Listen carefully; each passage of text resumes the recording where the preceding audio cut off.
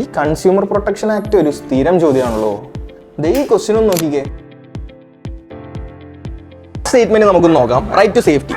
Of course നമ്മളൊരു product വാങ്ങുമ്പോൾ അത് ഹസാഡസ് ആണോ നോൺ ഹസാഡസ് ആണോ എന്ന് നമുക്ക് അറിയാൻ പറ്റണം. ഓഫ് കോഴ്സ് അപ്പോൾ ആ സ്റ്റേറ്റ്മെന്റ് എന്തായാലും ഉണ്ടായിരിക്കും.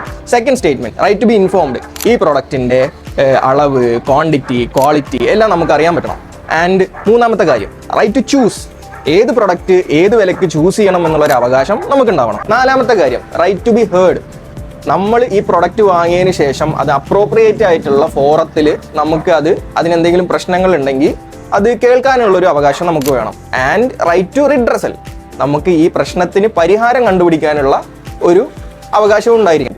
Right to consumer awareness. ഉറപ്പായിട്ടും നമുക്കത് വേണം. നമ്മൾ ഉപയോഗിക്കേണ്ടത് എങ്ങനെയാണെന്നും എന്ത് പ്രൊഡക്റ്റാണ് നമ്മൾ ഉപയോഗിച്ചുകൊണ്ടിരിക്കുന്നത് എന്നും നമുക്കതിനെക്കുറിച്ചുള്ളൊരു പ്രോപ്പർ അവയർനെസ് ഈ പ്രൊഡക്റ്റ് നൽകണം. നമ്മൾ ഈ സ്റ്റേറ്റ്മെന്റ് ഒന്ന് ശ്രദ്ധിച്ചു നോക്കിയാൽ നമുക്ക് മനസ്സിലാവും. നമ്മൾ ലോജിക്കലി ചിന്തിക്കുമ്പോൾ ഈ 6 സ്റ്റേറ്റ്മെന്റും ഒരു കൺസ്യൂമറിന് കൺസ്യൂമർ പ്രൊട്ടക്ഷൻ എന്നുള്ള രീതിയിൽ നമുക്ക് ആവശ്യമുള്ള കാര്യങ്ങളാണ്. So consumer protection act section 2 close 9 പ്രകാരം ഈ 6 റൈറ്റ്സും നമുക്ക് അവൈലബിൾ ആണ്.